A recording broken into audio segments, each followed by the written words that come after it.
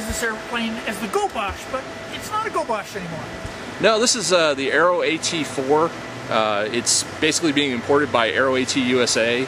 They are supporting the factory in Poland and importing them into the United States through Northampton, Massachusetts.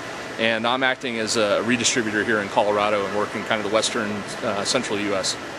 Now, this airplane, though, has a real history as far as, I don't know, durability. I mean, I have seen this airplane. I was just talking to a gentleman. He's got like 2,400 hours on it in a training environment. Absolutely, yeah. So Chris Dillis over at Aspen Aviation, the 77 kilo aircraft, like you said, has 2,400 hours, and it's been flight tested by students and making student landings. I learned in a Gobosh over there, and then purchased one, and then started selling the aircraft for them.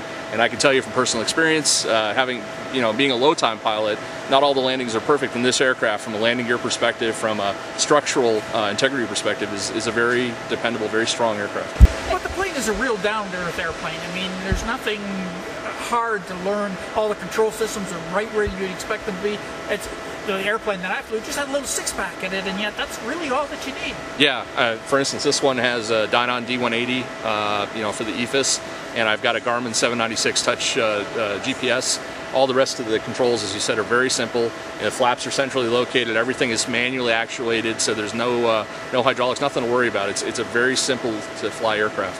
And even the engine, I mean, you're just using a little 912 Rotax 100 horsepower engine on it? That's correct. And amazingly, the performance in Colorado, you'd think, I mean, we regularly have density altitude at my home airport in Colorado Springs of 9,000 feet, and the aircraft performs perfectly well. I've flown into the mountains with this thing as long as the winds aloft are calm enough. We've gone up to Leadville, landed one of these at Leadville. I've flown into Buena Vista, so you're talking, a 9,000 foot base altitude with density altitude could be over 11,000 feet. And yet, distance-wise, I mean, I know people that have flown this airplane from Oshkosh to Florida and back. Absolutely. I flew one of these to Oshkosh last year. I flew this particular aircraft to Sebring for the LSA Expo this past January from Colorado Springs and back with absolutely no problem. It's a great cross-country plane. And the other thing, it's all metal construction, so that it's something that any A&P mechanic can work on. Absolutely. Yeah, there's a little bit of a learning curve on the Rotax engine, but there's increasingly a lot of repair shops for Rotax engines around the country. And the nice part is it can burn MoGas, right? So you can burn 100 low lead if you'd like, or you can burn MoGas in it. That plane with 2,400 hours burnt 100 low lead the entire time until it reached 2,000 TBO on the engine, and it was still a good enough engine to be sold, and an experimental aircraft is reusing that engine. So it's great.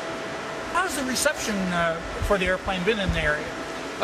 We actually have 4 of these aircraft in the Denver area.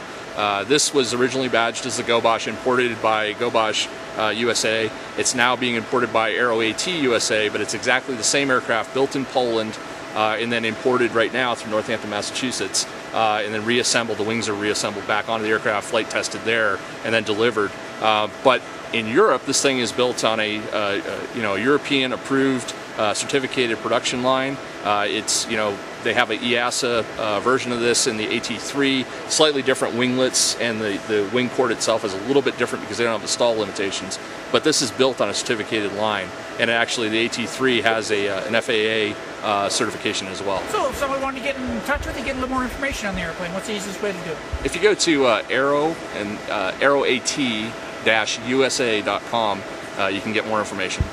Thank you very much for your time. Absolutely.